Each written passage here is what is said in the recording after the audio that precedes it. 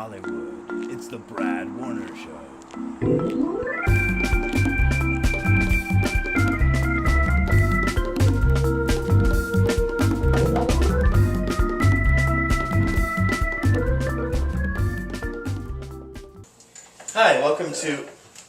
Welcome to the Brad Warner Show, and today my guest is my niece, Skylar Emily Goldman.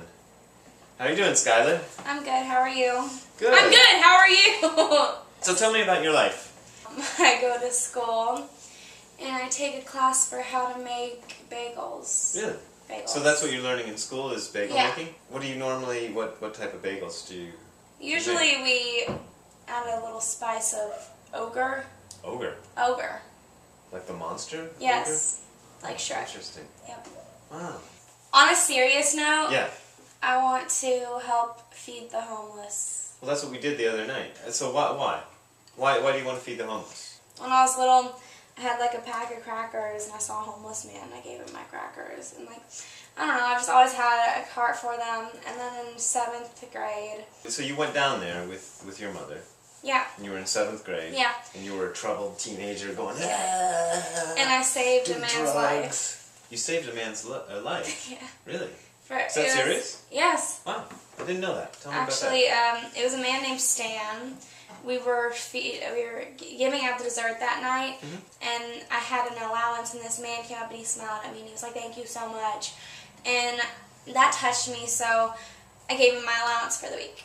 Oh. And he stopped and told me his life story about how he used to be a rich doctor, and then he married a woman who was a gold digger and took all his money and divorced him. So he really had nothing, and he became an alcoholic, and he became homeless because he wasted all his money he had left on alcohol.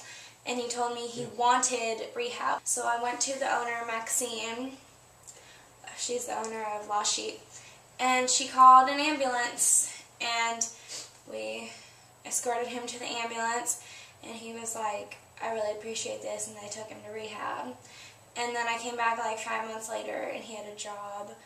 And then I came back a year later, and he was there, and he was like, "I have a house and everything." So. Jeez, so he's not homeless anymore. Nope. It made me realize I could really make a change in something, and so that's why I love to do it, and now I do it every week. So you're in high school now. Yeah. And what do you have any plans?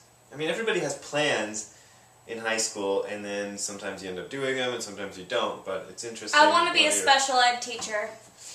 What interests you in special education? I really love those kids. Actually, one of those kids asked me to the prom this year. Really? Wow, that's great. And so I'm probably going to go with them. My two main passions are helping the homeless and special education. So I want to be a special ed teacher or whatever to help them.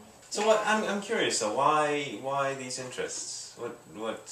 I don't know. I guess everyone has their thing that they're passionate about, and those two are mine. I don't know why I'm so passionate about it, but I am.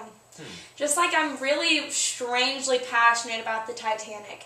Not the movie either. The actual ship. Like, if I see a picture of the ship, I start crying. I have 5 documentary tapes in my room. I have a poster of the Titanic. I have newspapers that came out the day the Titanic sank. Really? Yeah, I'm obsessed. Obviously, people are going to be passionate about the homeless and that, but the Titanic, I mean, that's weird. And so my mom saw, if you're really passionate about that, and if you believe in this, and I do, that in a past life, you're probably, someone on it. So maybe I was someone on the Titanic. No, I'm actually weirdly fascinated by the Titanic, too. So I've watched the movie a few times, and I just read a book. That's so weird! Maybe we were on the Titanic together in a past life. Hi, and today I'm going to show you how to do your makeup on the day of the apocalypse. Since the world's ending today, you have to look good.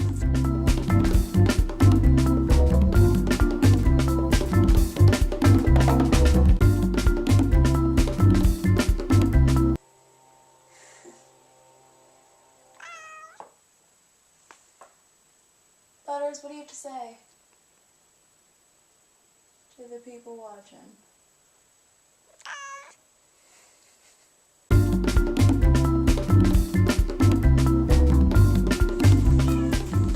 Alright. Battery's just about done. Alright, well, you're just going to put on this mascara like anyone puts on mascara, and then you're done with your apocalypse look.